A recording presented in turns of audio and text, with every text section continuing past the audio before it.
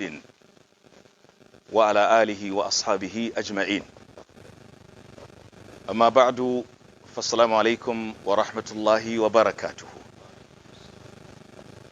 Today we have entered the 20th day in the glorious month of Ramadan, meaning we only have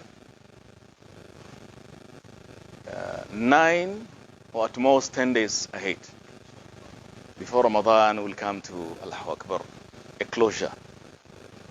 We ask Allah the Almighty to record us amongst His servants that received Allah's benevolence of kindness and mercies, and who ahlul taqwa wa ahlul maghfirah. A question has been raised. What is the ruling concerning something called the milk bank? It sounds strange, yeah, but it is there. Milk bank is a situation whereby somebody goes to a hospital where there are milk sterilized in a highly hygienic condition. You buy to breastfeed your breastfeeding baby. In the event of the babe not taking the milk of its mother, so you go and take that kind of milk. But the answer to this is that is not lawful, because there are chances of, if you take the milk and give it to your babe, the babe grows up one day and likely he's going to marry a lady that has taken that milk, foster sister. And we know what is forbidden in terms of a blood relation applies to what is forbidden in terms of milk suckling. So for that, it's not recommended for a Muslim to go and take that kind of milk. It is forbidden. That is the fatwa of Al-Allamatu Ibn Uthman alayhi rahmatullah on this issue, which is contentious now among some people. Now, that is the only question we have so far today. We are progressing with ayah what? اقرأ. أعوذ بالله من الشيطان الرجيم. فانطلقا حتى إذا ركبا في السفينة خرقها قال أخرقتها لتغرق أهلها لقد جئت شيئا إمرا قال ألم أقل إنك لن تستطيع معي صبرا قال لا تؤاخذني بما نسيت ولا ترهقني من أمري عسرا. قال الله تبارك وتعالى فانطلقا حتى إذا ركب في السفينة خرقها قال أخرقتها لتغرق أهلها لقد جئت شيئا إمرا. We shouldn't forget the siyak, the context flows concerning the journey undertaken by Prophet Musa alayhi salam and his servant Yusha'u going to Majma' al-Bahrain, the confluence of two rivers. We mentioned this thing yesterday. And we've even mentioned Musa alayhi salatu wasalam requested for what you call an admission into the school, and he was granted, but with some conditions. So now they set out. فَانْطَلَقَ حَتَّى إِذَا رَكِبَ فِي السَّفِينَةِ خَرَقَهَا. They set out until after entering Safina. Call it a boat or a sheep. خرقها, Khidr just defaced it. Because kharaqa is to break something a little, removing the structure, the face of something. قال أخرقتها لتغرق أهلها. Prophet Musa alayhi salatu wasalam said, oh, do you deface it so as to sink and drown the occupant of it? لَقَدْ جِئْتَ شَيْئًا إِمْرًا. You have brought something grievous. So you can see from the beginning, Prophet Musa was not of the intention of deliberate denial, because he made a promise. سَتَجِدُنِي إِنْ شَاءَ اللَّهُ صَابِرًا وَلَا أَعْصِي لَكَ أَمْرًا. But from the beginning, look at it. And Khidr told him, he said,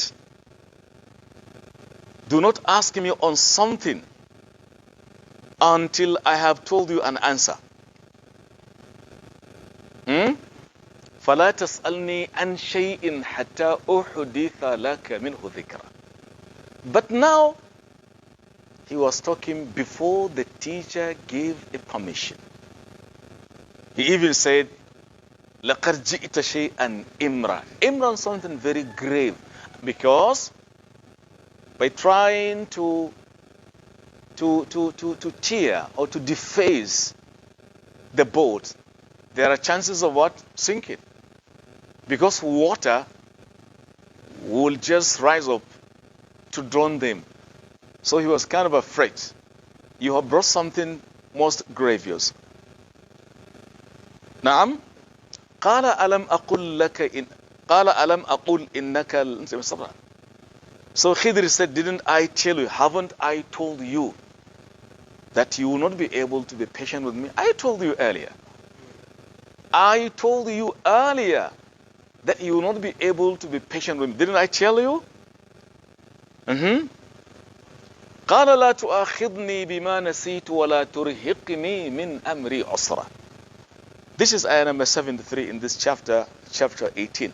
قال Musa alayhi salam said, oh, لا تؤاخذني بما نسيت. Please, do not hold me accountable for what I have forgotten. I have just forgotten. ولا ترهقني من أمري عسرا. Do not overburden me concerning my issue with the difficulty. So you can see, if somebody has forgotten, forgetfulness is important in precipitating for you Allah's what? Forgiveness.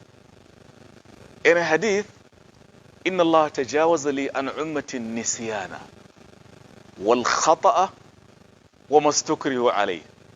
Allah overlooks from my community whatever they have done out of an-nisyan, forgetfulness. And they are saying al-insan min al-nisyan.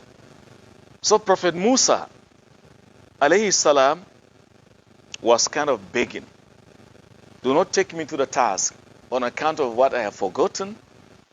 Do not overburden me with difficulty concerning my issue. فانطلقا حتى إذا لقيا غلاما فقتله قال أقتلت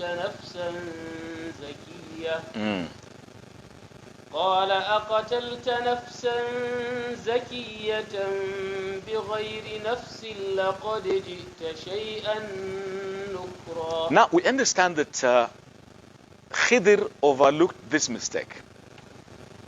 Overlooked. So they set out again. That is fantalaqa. There is spirit of what? Duality. Not fantalaqa, not fantalaqu, but fantalaqa. Two of them. Al-alif li-tathniya. Fantalaqa, they set out. Hatta idha laqiya ghulaman. At length, they came across a boy.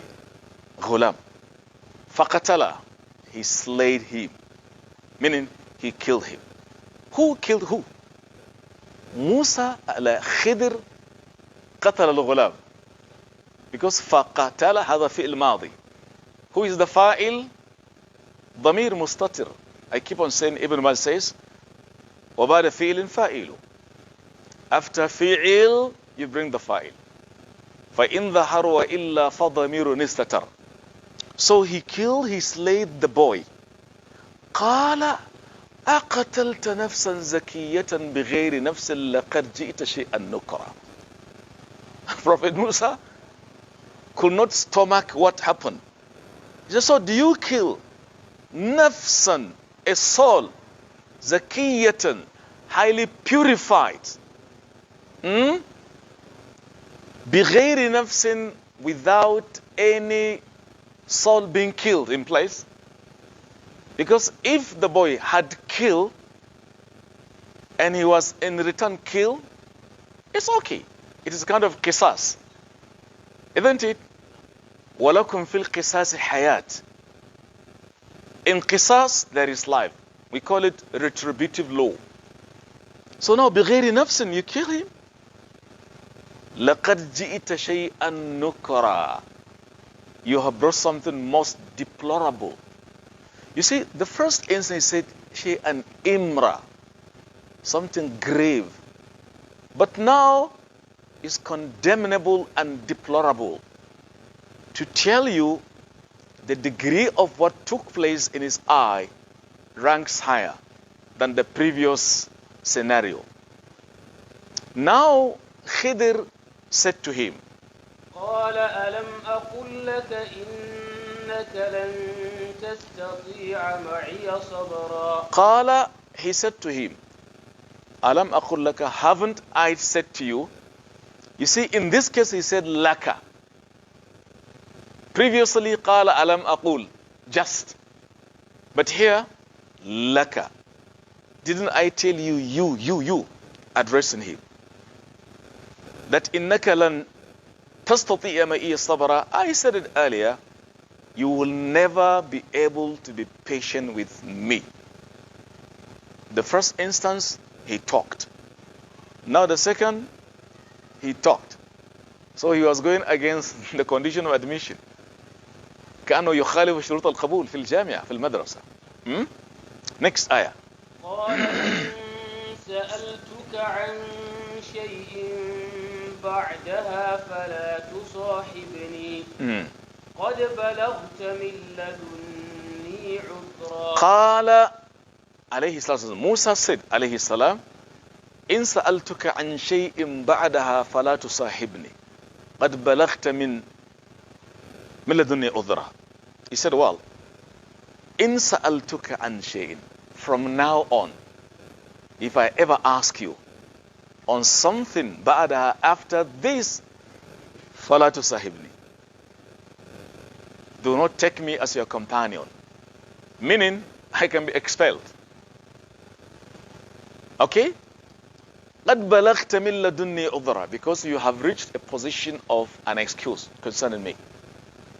Yeah, عذر, don't talk, you talk. Don't, again.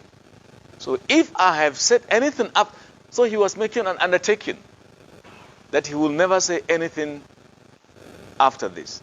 But alas, did it hold? Next ayah.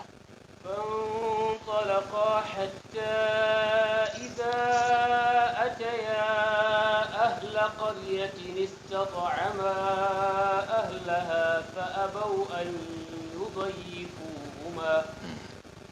فأبوا أن يضيفوهما فوجدا فيها جدارا يريد أن ينقض فأقامه. قال لو شئت لاتخذت عليه أجرا. قال هذا فراق بيني وبينك سأنبئك بتأويل ما لم تستطع عليه صبرا. فانطلقا حتى إذا أتيا أهل قرية استطعما أهلها فأبوا أن يضيفوهما, to the end of ayah, which is ayah number 77. فانطلقا, again they set out. حتى إذا أتيا أهل قرية, until they arrived at the habitat of a people. Okay? They came to a city. According to Imam al-Tabari, he says it is Ayla. Ayla, the Palestinian side. Okay. They reached the village or the community or the habitat. Istat'ama ahlaha. They looked for food. Istat'am. Please help us because we are on a journey, we are hungry, we want something to eat. Fa'abaw aydhihima. The people in the village refused, they declined giving them hospitality. They looked for food, they were never given. Okay? As they were to leave the village, فَوَجَدَ فِيهَا جِدَارًا يُرِيدُ أَنْ يَنْقَضَّ فَأَقَامَهَا. They came across jidaran, a wall. يُرِيدُ أَنْ يَنْقَضَّ, about to fall down. You can see قالوا إنه أضاف الإرادة لشيء غير ذروه وإلا هل الجدار يعني إرادة؟ أنت تريد، أنا أريد كذا، فتقول السيارة تريد، هذا استعارة. تريد البنزين. It's a kind of allegorical expression or symbolical expression. So they made a wall about to crumble down. فَأَقَامَهُ. He erected it. Erect. To make something erected, strengthened.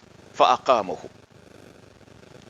قال, Musa said, لو شئت لاتخذت عليه أجرا.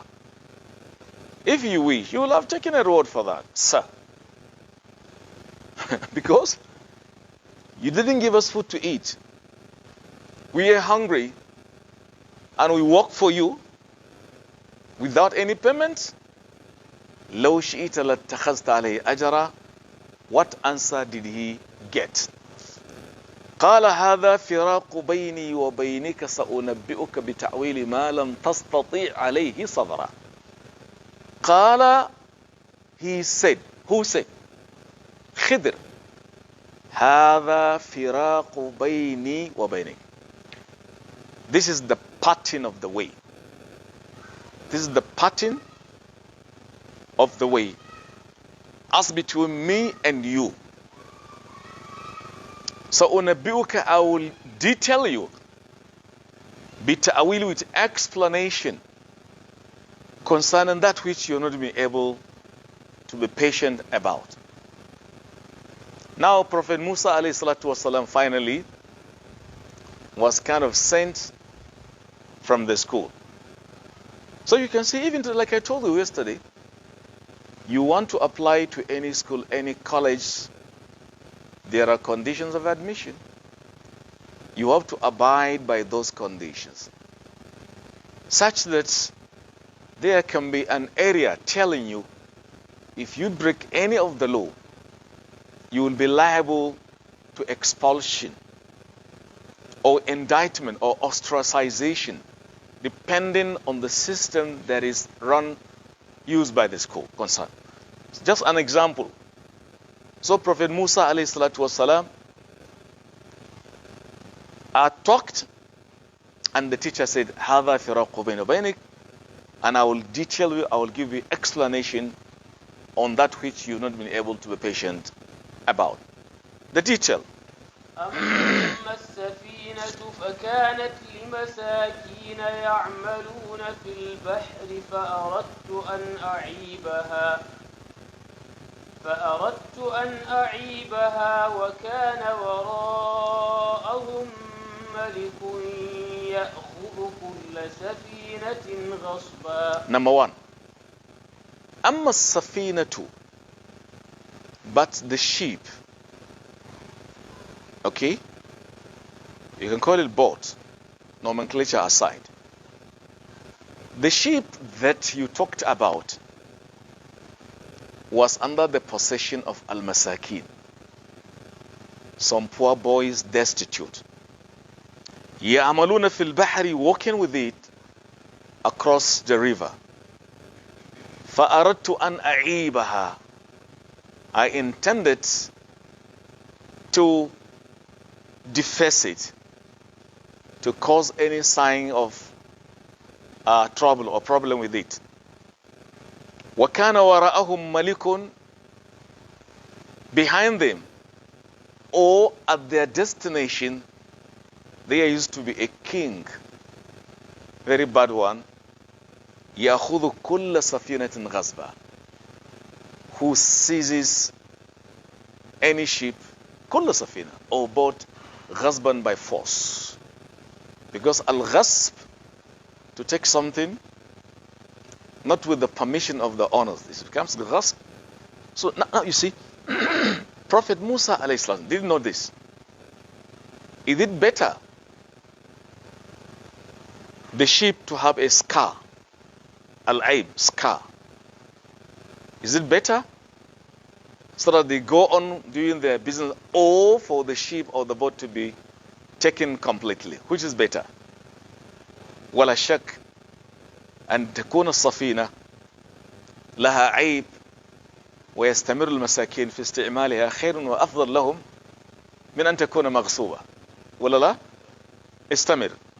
وأما الغلام فكان أبواه مؤمنين فخشينا أن يرهقهما طغيانا وكفرا. وأما الغلام, but concerning the boy, you talked about me killing him. فكان أبواه مؤمنين, his parent, the father and mother, were believers. فخشينا أن يرهقهما طغيانا, we entertain fear that he may subdue them by transgression and disbelief, causing them to become kafirun. So for that he was killed. And according to Sharia of Khidr, it is okay. But Musa alayhi salatu wasalam looked at this as what? Not to be taken into acceptance.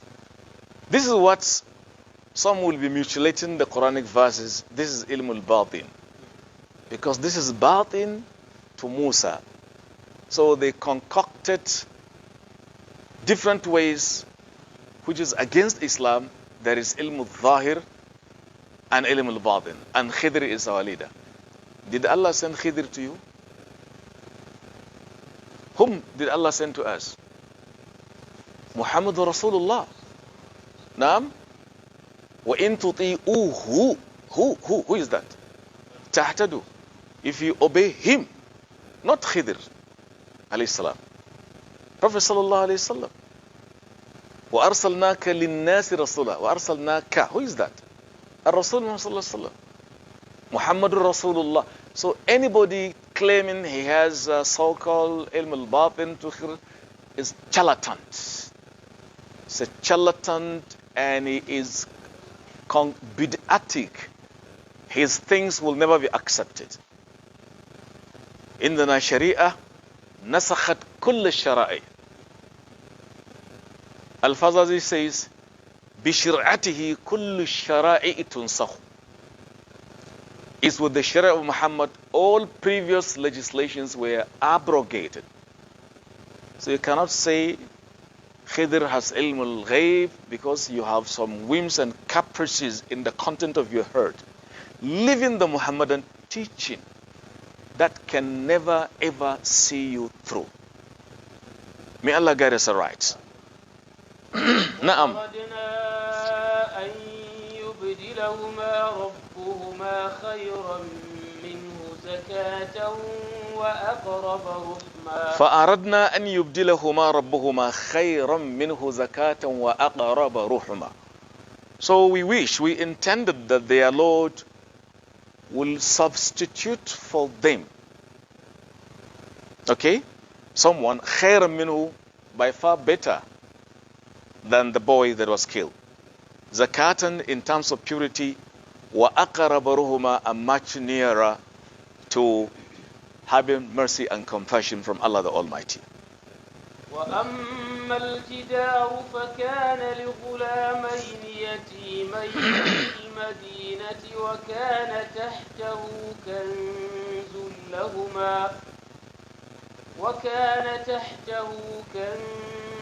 لهما وكان أبوهما صالحا فأراد ربك أن يبلغا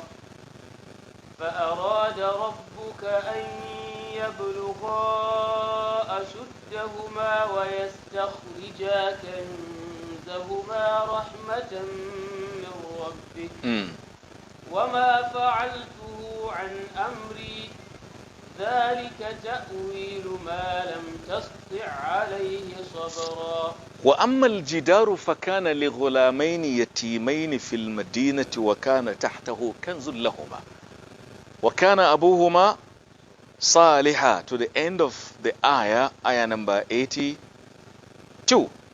Okay, concerning the boy, now concerning the wall that you complain it was about to crumble down, we erected it. I didn't look for reward of my workmanship. Listen. وَأَمَّا الْجِدَارُ, but the wall فَكَانَ لِغُلَامَيْنِ يَتِيمَيْنِ, belonged to two young boys that were orphans. Yatimain, orphans. فِي الْمَدِينَةِ, in the city. وَكَانَ تَحْتَهُ كَنْزٌ لَهُمَا, beneath it there was a treasure belonging to them. Kanz. They said their father had money, a lot. When he was dying, he knew the behavior of the villagers. If they should come to know of the money, the children were minor, weak. They will use their power to devour the wealth. He said, Ya Allah, I am putting this wealth under the wall, beneath it. Let it not be seen until when they become the age of, what do you call it, maturity. They have their common sense, or Allah make it known. So it happened when they were passing through the village, the wall was breaking down. So the treasure was exposed. Look at the hikmah. So he erected it. It went back to its own first position, covering the wealth. So he was explaining to him, وَأَمَّا الْجِدَارُ فَكَانَ لِغُلَامَيْنِ يَتِيمَيْنِ فِي الْمَدِينَةِ وَكَانَ تَحْتَهُ كَنْزٌ لَهُمَا وَكَانَ أَبُوهُمَا صَالِحًا. And their father was a pious man, a saintly man. فَأَرَادَ رَبُّكَ أَنْ يَبْلُغَ أَشُدَّهُمَا. Your Lord wished that they should reach their age of manhood. وَيَسْتَخْرِجَ كَنْزَهُمَا, thereby retrieving their treasure. رَحْمَةً مِّن رَبِّكَ, as a source of mercy from your Lord. Listen. وَمَا فَعَلْتُهُ عَنْ أَمْرِي. I didn't do that out of my own volition. Okay. ذَلِكَ تَأْوِيلُ مَا لَمْ تَسْطِعْ. They didn't say تستطيع. تسطيع. إدغام المتماثلين. العين في العين. This is the detail, the explanation, the explication of that which you are not able to be patient about. نعم. ويسألونك عن ذي القرنين سأتلو عليكم منه ذكرا إنا مكنا له في الأرض وآتيناه من كل شيء سببا فأتبع سببا. Now the Quran al-Kareem teaches mainly three things. The Quran teaches us principally, generally, three important things. First, at-tawheed. At-tawheed. فَأَعْلَمْ أَنَّهُ لَا إِلَهَ إِلَّا. This is tawheed. قُلْ هُوَ اللَّهُ أَحَدٌ. Naam, many. Secondly, Quran teaches us ordinances, if you like it, or you call it just legislations, rules and regulations. يوصيكم الله في أولادكم. This is legislation. ولا تنكحوا ما نكح آباؤكم من النساء. This is what? Legislation. Thirdly, it teaches us narrative, chronicles, histories, قصص. نحن نقص عليك أحسن القصص. We detail you on the base of narratives on the previous life. So now concerning this Ashab al-Kahf, is it narrative or tawheed or ordinances? Narrative, prima facie. But at the same time, you can extract from it rules on tawheed. Because of their tawheed, they left the city of Daqayanus in the Tarsus. They went to the cave. Innahum fityatun amanu. Look at tawheed. Is that correct? Similarly, the story we are going to read, okay, between Prophet Musa and Khidr, went out seeking for knowledge. It's a story telling us, but you can extract some lessons.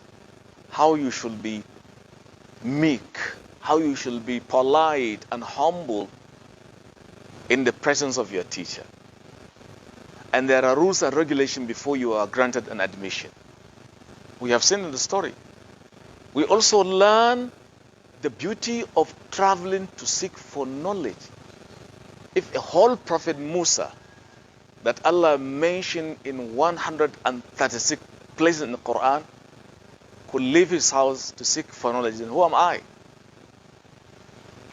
And similarly, another lesson, when he reached Khidr, he didn't say, hey Khidr, don't you know I am Musa? Ana Nabiyu Bani Israel. Come and teach me. No. Al-ilmu yu'ta wala ya'ti. Al-ilmu yu'ta. Knowledge you have to go. Doesn't come to you. Al-ilmu ya'alu wala yu'la. We have all these lessons.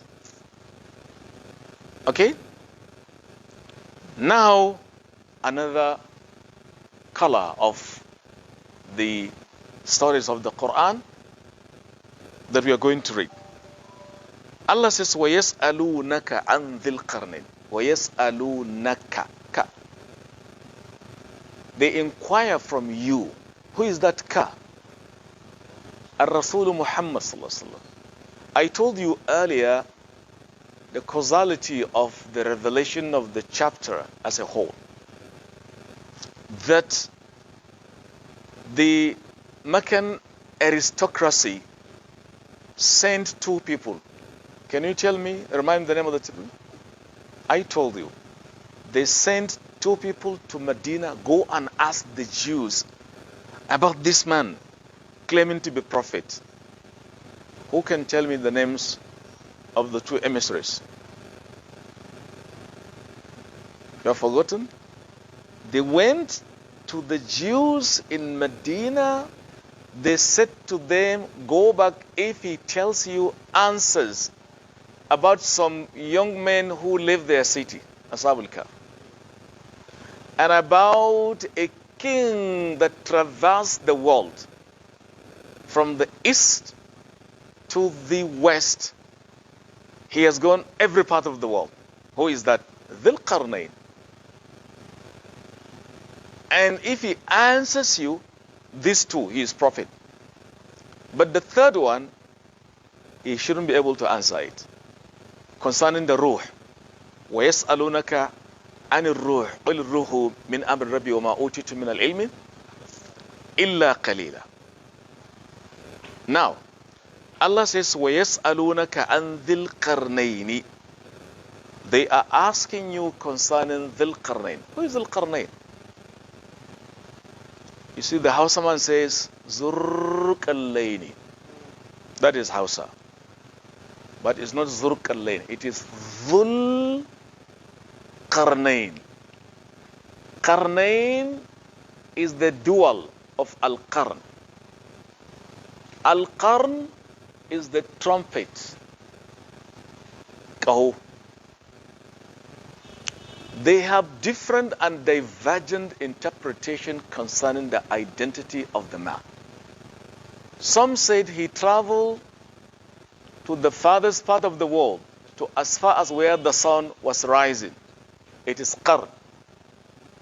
He also traveled westwards to where the sun set. It's qarn. Hence the qualification Dhul Qarnayn. One part of the story. The second one said, no, actually he had two horns. Horns, okay.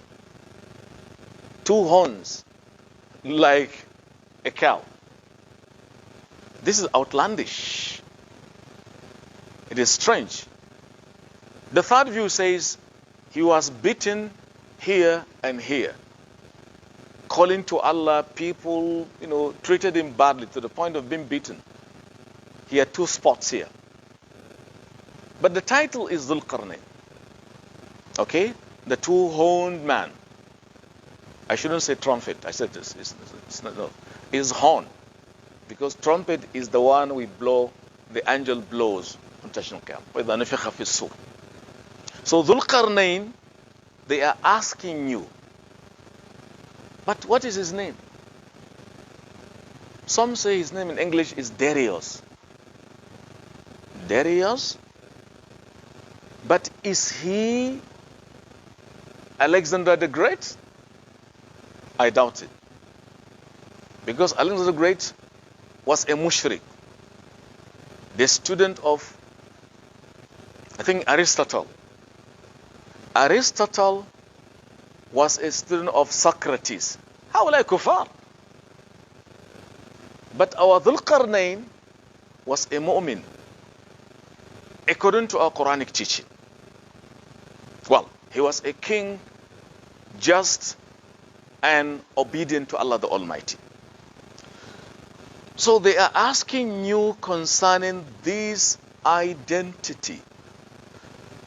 Dhul Qarnayn, قُلْ, tell them, سَأَتْلُو عَلَيْكُمْ مِنْهُ ذِكْرًا. Tell them, Ya Rasulullah, سَأَتْلُو, I shall rehearse, alaykum, unto you, minhu, concerning him, dhikran, a mention.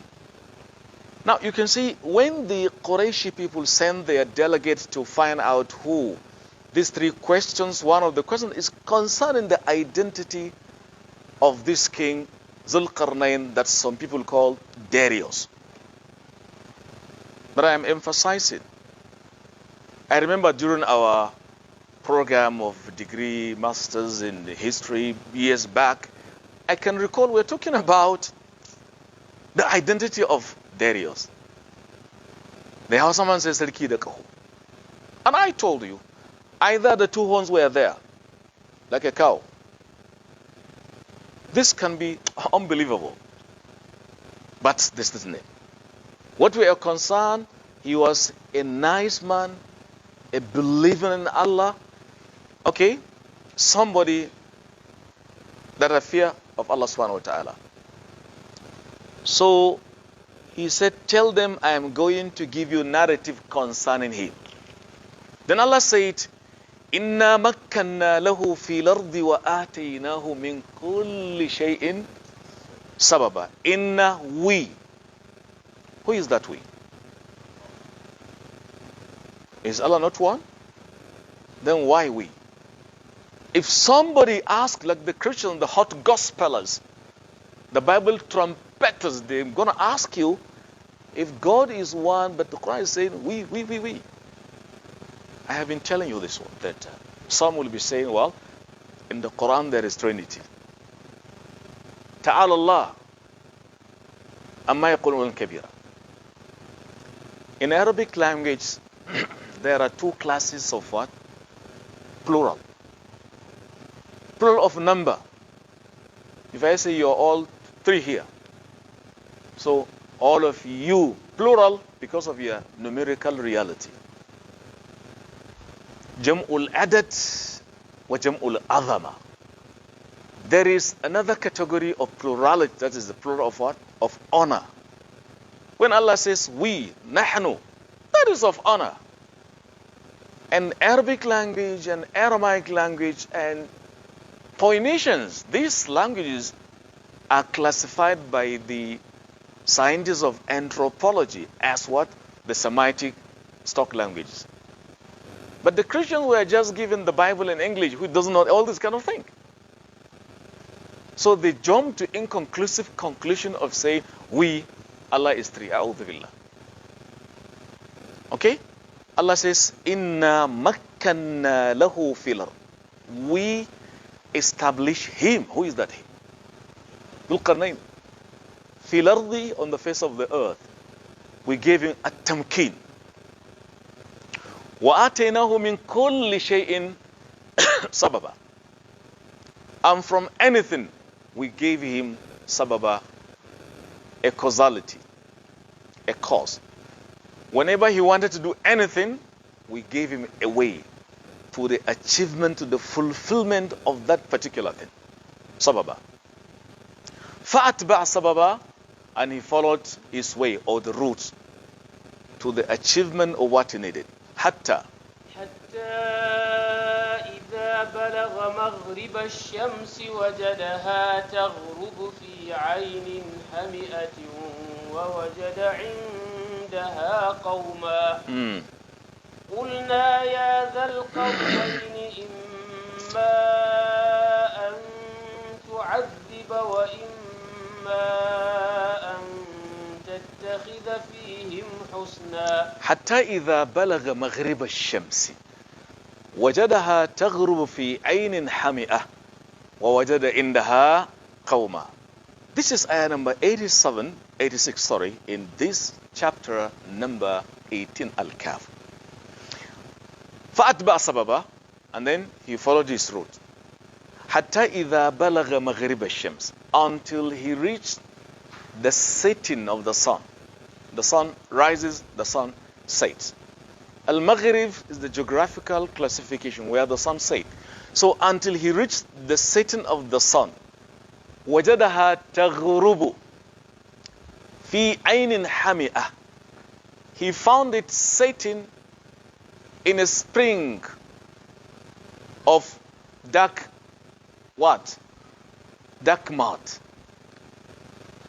It was appearing as if it was setting on the face of a spring of a dark mud. Because Hami'ah, mud, M-U-D, which give you negative smell and very dark and darkened. So the sun was as if setting on a spring of dark mud. وَوَجَدَ عِنْدَهَا قَوْمًا, by its side, he came across some people. قُلْنَا, we said unto him, Ya Dhul Qarnayn, oh ye how do you write Dhul Qarnayn in English? Tell me. Dhul Qarnayn, the letters. The HAUSA says Zur Qarnayn. I told you, it's wrong. How do you write? Give me the words in the transliteration. Dhul Qarnayn. Z-U, wrong. Another one, try. T-H-U, wrong. Wrong. D-H, good. D-H-U-L, mark you. You have to give transliteration its proper categorization. D-H-U, it represents Dhalun. If you say Zay, then it's not, Allah didn't say Zul Qarn, but Dhul Qarnayn. See the difference? Qarnayn, is it hooked K or Q or just ordinary K? Hooked K or Q? Well, other people do not even know you have any hooked K. That is your own HAUSA configuration, okay? So Dhul Qarnayn. So until we said to him, Ya Dhul Qarnayn. Look at Arabic language. Let me take you back. وَيَسْأَلُونَكَ عَنْ ذِي الْقَرْنَيْنِ. But here, ya Dhul Qarnayn. What's the difference? The, dhu. Why? Because in Arabic language, very simple, is elementary knowledge. There is Asma'ul Khamsa. Asma'ul Khamsa, Abun, Akhun, Hamun, Dhu, Fu, Hanu. These 5 things, you give them rufu'a by representation of wawun.